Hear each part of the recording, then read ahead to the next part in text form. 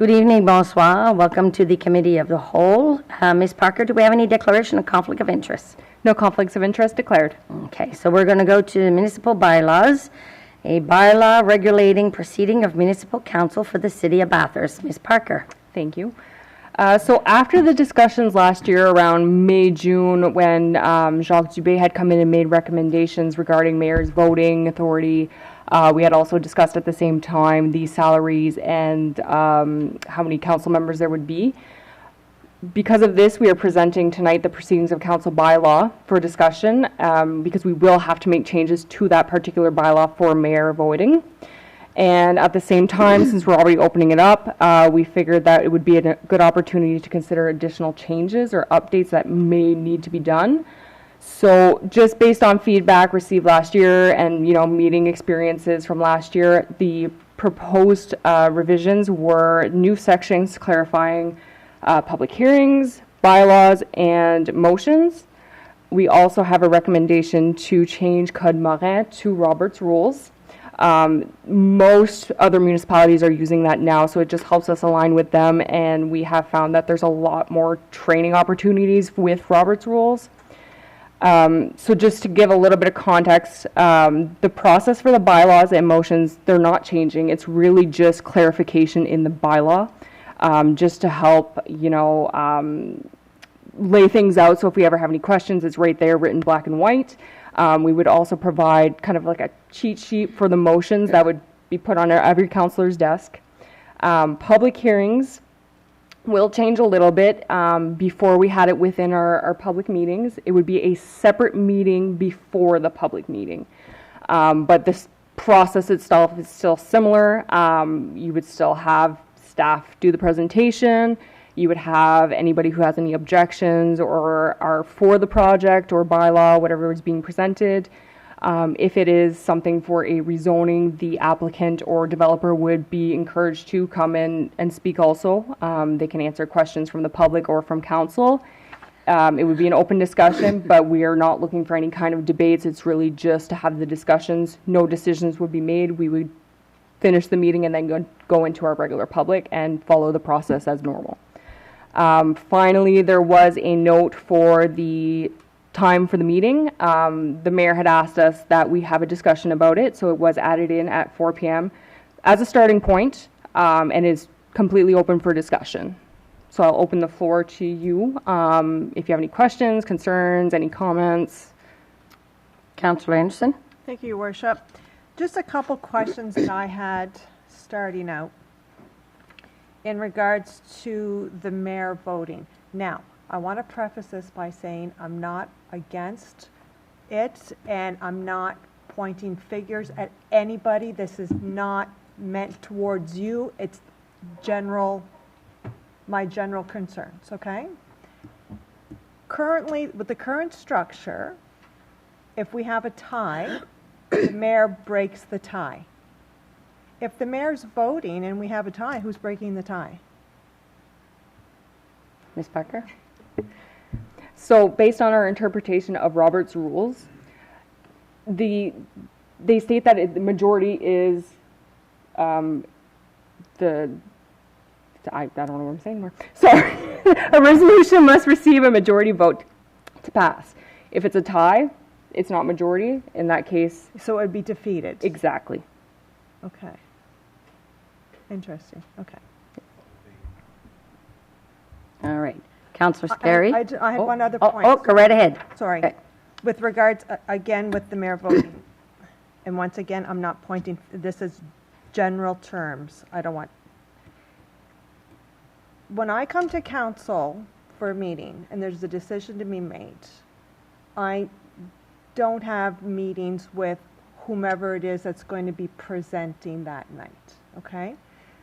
I come here and I try to be as impartial as I possibly can, given the fact, yes, we live in a small community, and yes, we know a lot of people, but still I try to be as impartial as I possibly can. The mayor is in a situation where the mayor a lot of the times meets with people from the various organizations that are coming here. whether it be organizations, citizens, developers, what have you. That's part of the role of mayor. For me, my concern is that the impartiality, to no fault of anybody, kind of slips aside because you have that one-on-one conversation where you don't have the opportunity to hear other sides of the coin, like arguments against or for, like empathy takes a role, sympathy takes a role.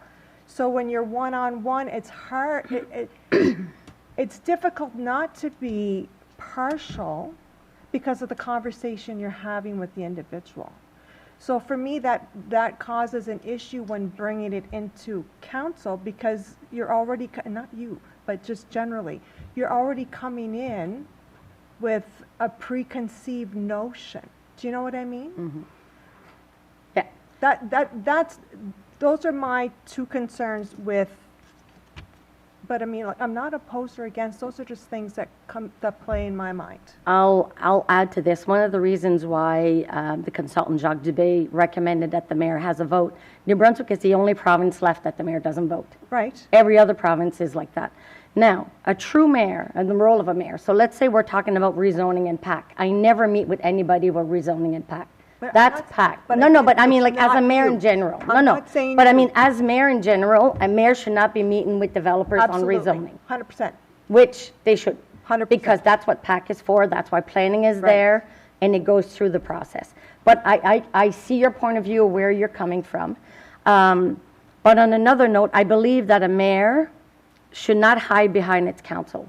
I'm not saying they should either. No, but just, you know what I mean? Yeah. And that's why when Jacques Dubé brought it in, but again, this decision is yours.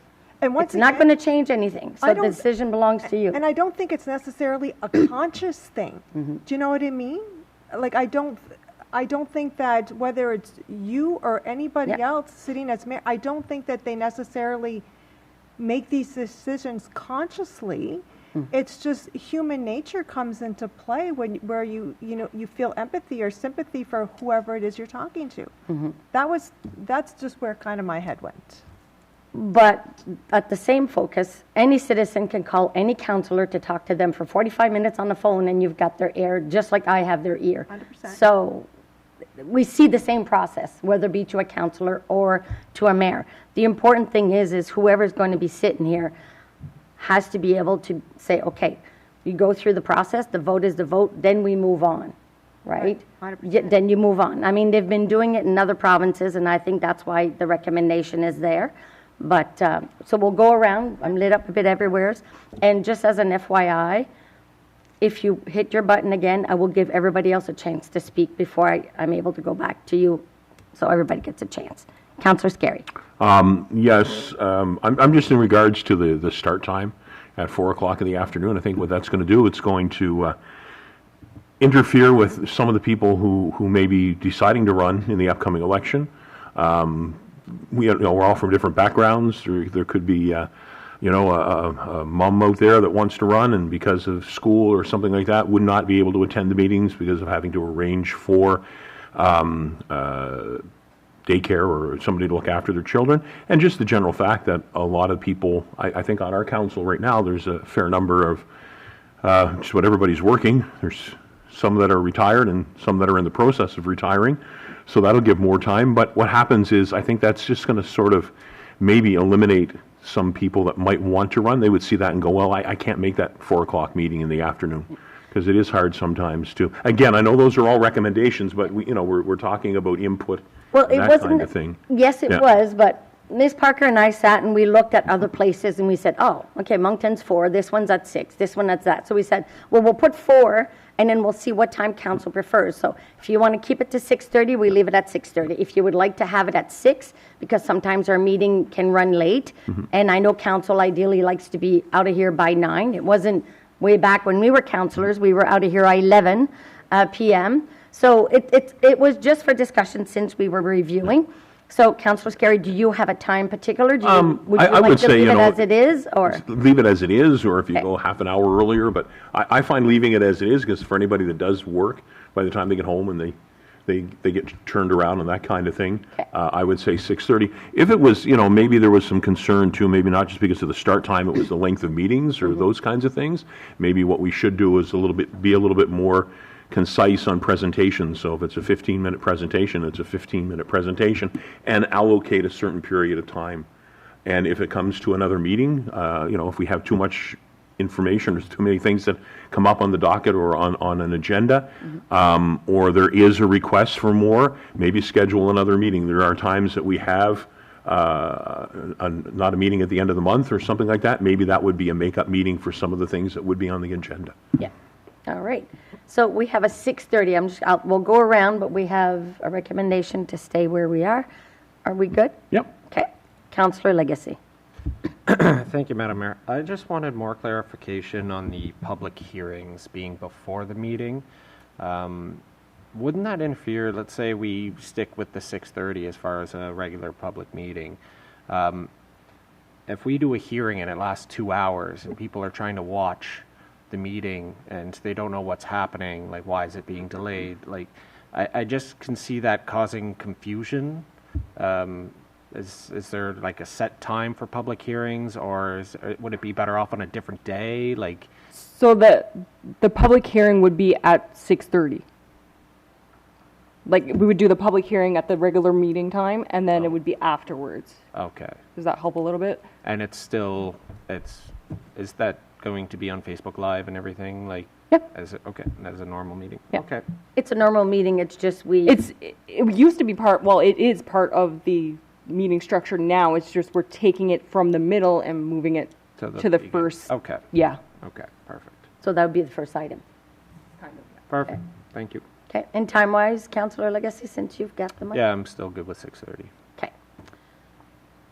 Councillor Willett. Thank you, Madam Mayor. My opinion for the mayor voting, so the mayor shouldn't be allowed to sit on the fence and when it comes time to vote. So the mayor should be giving its opinion and voting. I know that's probably not meant for you, but if somebody else is sitting there, I think that they should be speaking their mind and voting. And as far as what Councillor Anderson, what you brought up, so we sit on different committees. You sit on PAC, so you get all the information. You vote on PAC, then we bring it back to council to vote on. You don't vote on PAC, but you already have all the information on the subject or whatever. And it's the same thing for all of us that's on different committees. So I don't see that much of a problem with something like that. So All right. that's my opinion. And yes, 6:30 is fine. 6:30 is fine. Yeah. Okay. Good. Councillor Hondas. Thank you, Madam Mayor. Yeah, I'm not a 4 o'clock guy. I can't. I work till 5:30. I have heard enough time getting here at 6:30 sometimes. We're still working. When we're all retired maybe, but I think 6:30, 6 o'clock's at the earliest. I think we could make it happen, but I like the way that we go. And like Councillor Scary said, if we do have too much for a docket or an agenda, let's make another meeting. Keep it short. I know sometimes we're 8 people. We all like to chat about something, but somewhere along the way, the reasons why these meetings go longer is because you say thank you for your presentation, and then everybody says thank you for the presentation, and everybody goes into questions. So if we can limit the thank yous, and the mayor is the face of council, she says thank you, and our job is to ask questions. I think we shorten that up. I think we'd be fine. As for mayor voting, I said yes at the first. I kind of was looking at that all day today to try to find some pros and cons on it. And like you said, there's nobody in New Brunswick that does it. I couldn't really find anything that would sway me one way or another. I'm still on the fence for that. So, and I'm not taking it away from anybody that sits in the chair, but you are the face of our council and our city. And I think sometimes, like Councillor Anderson, it may put you maybe in a different way from what we are. It's like we don't have closed door meetings, and we don't have aspects of some things that you have when people are asking specific things. So I just think that way there we need to save face. If it's a tie, then you get your vote. I think that's the way we're doing it now. I think it works fine. All right. Councillor Branch. Thank you, Madam Mayor. I agree with the other councilors about 6:30. I think that's good. Sometimes it can be difficult to get here for 6:30, right, if you're having a busy day. The thing about the voting rights for the mayor, like some of the other councilors, I'm not really in favor of that, and it's nothing about the mayor, it's just, I guess I'm a bit of a traditionalist. I like it when the chair doesn't have a vote, when the chair chairs the meeting and they only vote in the event of a tie. So I like that. I like to leave it the way it is. I just want to point out too that if the mayor does feel really strongly about something, like she could ask the deputy mayor to chair that portion, be involved in the debate and have a vote. It's not that the mayor can't vote, it's just that whoever's chairing the meeting doesn't vote. I can't go sit there. If the deputy mayor replaces me, I have to leave. I don't get to sit there because I want to vote. I thought the mayor was, I thought that if the chair, under Robert's rules, maybe I'm wrong, I thought under Robert's rules that the person chairing the meeting could ask somebody else to chair that portion, then they could take part in the debate We'll have to double and check. vote Yeah? on the topic. Okay, okay, that's because we with Code Marin, okay. All right, Okay? So I would feel better if we did it that way. okay. The other thing that I'm curious about is just for the bylaws. When I look at that, it looks like we can't ask any questions at the first reading. And then it also looks like we could still have a second and third reading on the same night. I remember when one of the experts came in to talk, like they had recommended that we only do a second and third reading on the same night if all the questions were asked at the first meeting and they were all answered prior to the second passing. Remember, the expert had said we shouldn't be answering questions and doing the third reading in the same night. And that's not the way it's written, so I would also like to see that changed. And I guess the last thing that sticks out to me is section, I think it was 20B, like it mentions about the mayor being able to time debate and limiting how many times people can speak on something. I see why that would want to be done, but I also have a fear that, another mayor and another council, we could have somebody who would want to stifle debate, right? I think most of the time we're pretty respectful, but sometimes when we get into debating something, like there's a lot of times that we do go around, right? Because somebody may speak and another councillor would say something and it makes you think. And I don't know if everybody's aware of this, but like we don't discuss things in advance, right? All of our discussion is open and it's in the meeting. So I think it's important that we have a chance to really work through something, right? So I think sometimes it is important for every councillor to have that chance to speak 2 or 3 times, because that's our whole process right there in the public meeting, right? In some municipalities, your time. You've got 4 minutes and that's it. And then we go on to the next person. And then if you want to speak again, you have to wait till everybody had a chance to speak. But I think there's, because we could sit here for 3.5 hours on the same thing. And the thing is when we have a presentation on something like this, they're coming to speak. Then, let's say, for example, we have the first reading. We have questions. So everybody has a chance to speak, and then something comes back up. You have your second reading. So you can send an email to get more information at the second reading. Then after that, you still have your third reading. So if you still have questions by the third reading and you're not satisfied with it, then we can postpone it for a month. We don't have to table it, we can postpone it for a month. So we have first reading, second reading, third reading. That gives you plenty of opportunity to ask more questions before we get to the last reading. Yeah. And again, we can, and I think one of the reasons why, well, with Robert's rule as well, is to try to limit the amount of time that we're spending on it. And I agree, we can have questions. For me, I have no problem. I've never not given the mic to any councillors.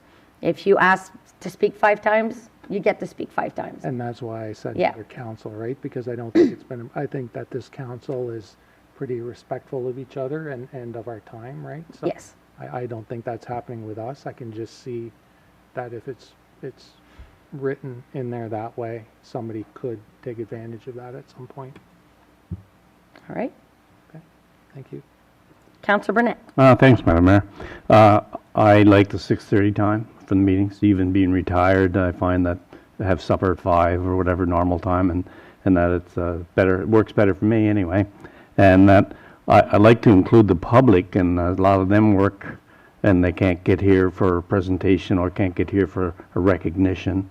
So I think the 6:30 works better for the general public as well.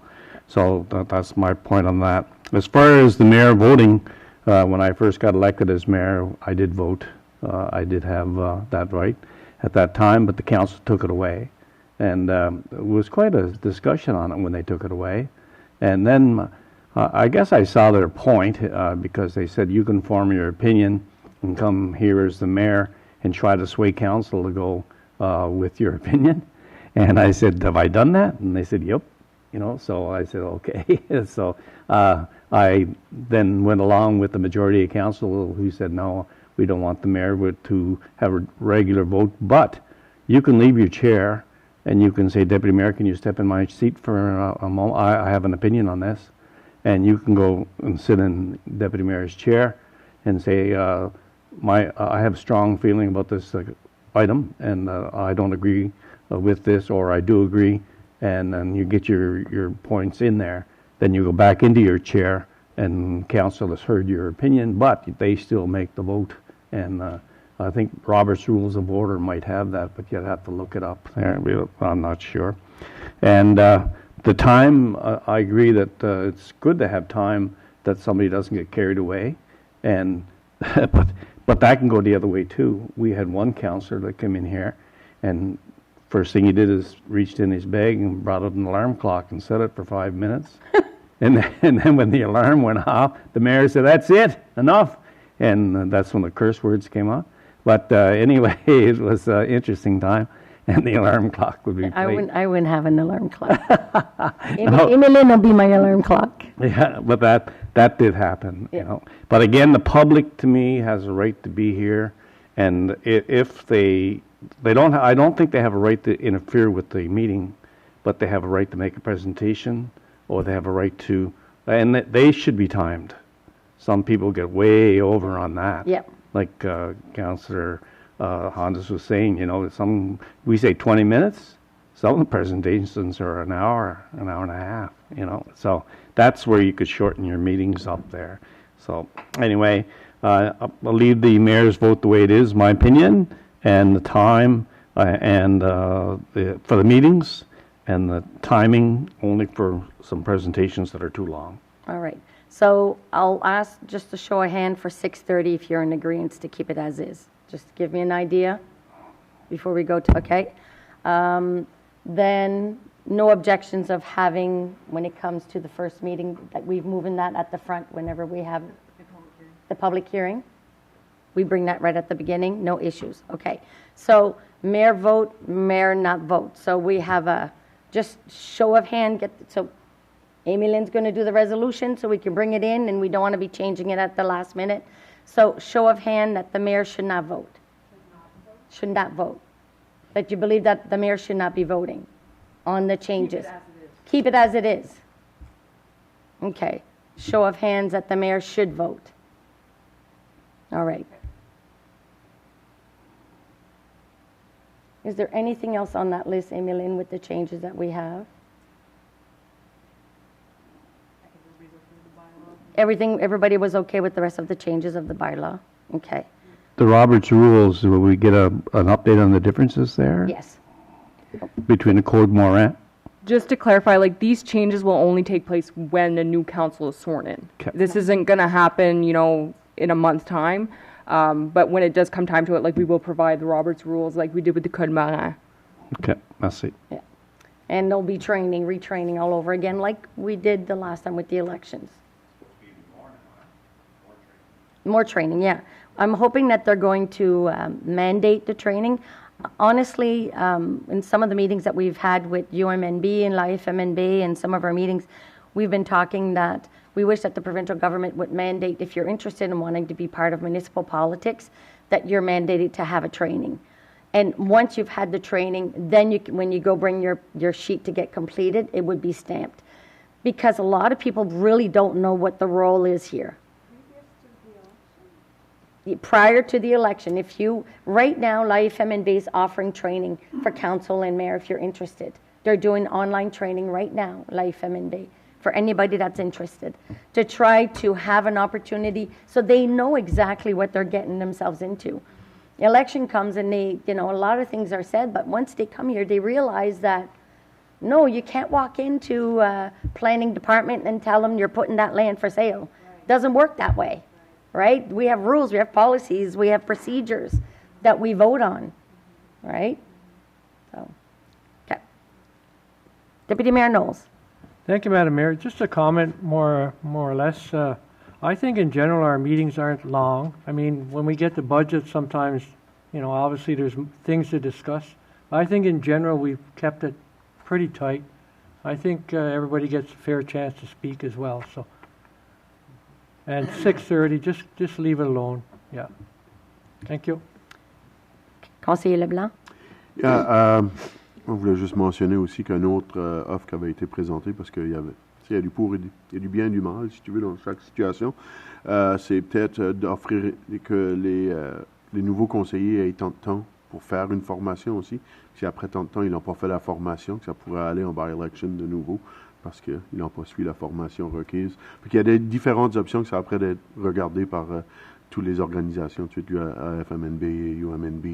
Ils regardent même après avoir été élu, qui est bien. Oui. Qui est bien. Bon, la dernière conversation, il y avait des gens qui disaient qu'il devrait avoir une petite formation au début avec la base, puis après ça, une fois que tu es élu, avoir plus approfondi, puis d'avoir, mettons, 6 mois pour le faire ou quelque chose du genre. Puis si tu ne l'as pas fait à cette date-là, ben là, la municipalité peut se permettre de retourner en by-election, mettons. C'est plein de choses qui sont proposées. Ils sont en train de discuter. Encore, c'est une discussion. All right, good. Councillor Burnett? Thank you again for allowing me to speak. With the mayor voting, there's one thing you have to be cautious of, and the training that's coming for the new council, that should be really mentioned to the mayor.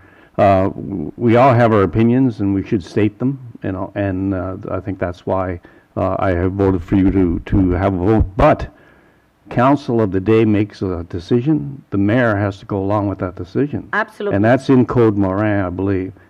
But I don't know if it's in the Roberts. So, double check, because really you can get a businessman in your office saying, well, you got to look to the future, and say, well, I don't agree with council on this. They have the vote on it, but I support you.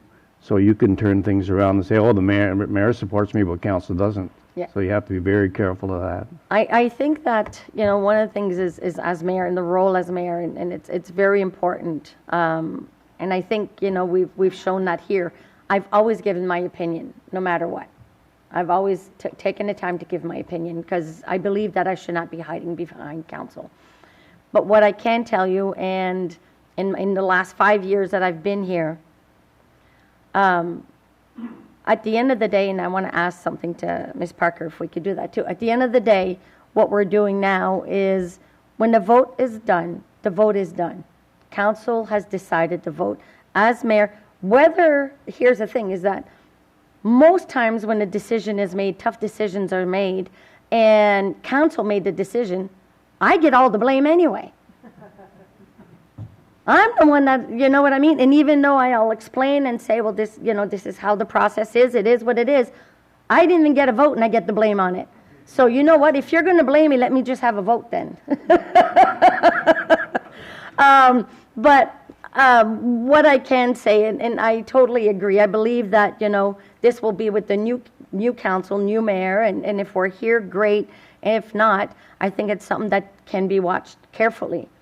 Ms. Parker, out of curiosity, so let's say we have a councillor missing and we go to a tie vote. Okay, so we go to a vote. And if we're the odd number and it brings a 4-4, during those meetings, can I say, if we're an odd number, that I say, because we're odd and there's a risk for me, like if I see that there's a 4-3 and I get to vote, and I don't want anything to not move forward. So can I refuse to vote on those meetings? If you refuse to vote, it's counted as, yeah. Yeah. All right. Abstain, yeah. Okay, abstaining to vote, okay. Council's a yes, yeah. Okay, all right. Yeah, yeah. But, okay. Oh, all right. Yeah, so, okay, so is there anything else we wanted to discuss? No? All right. We'll bring this next week? Next week, the resolution? Perfect. And if there's anything else, meanwhile, by all means, let us know. And what we'll do is at our end, and I mean, I think it's going to be important that whoever sits in this seat at the next election, that our role is for what's good for the region. And I mean, I meet with people, you guys meet with developers, people call you. I mean, I've got calls all the time. And again, today, I messaged and I said, I do not get involved in operations in someone's department. It is not my role, and it's not council's role. You need to be speaking to the director of that department, not for me to make those decisions. We are not here to manage the staff. That's our CAO's job. As council, we work directly with our CAO and our chief of police. Each department takes care of their department with the CAO. We get updated on what's happening, but we're really here for the governance and the budget at the end of each year. All right. Okay. Merci d'être avec nous ce soir. It's a short and sweet meeting et je vous souhaite toute une bonne soirée.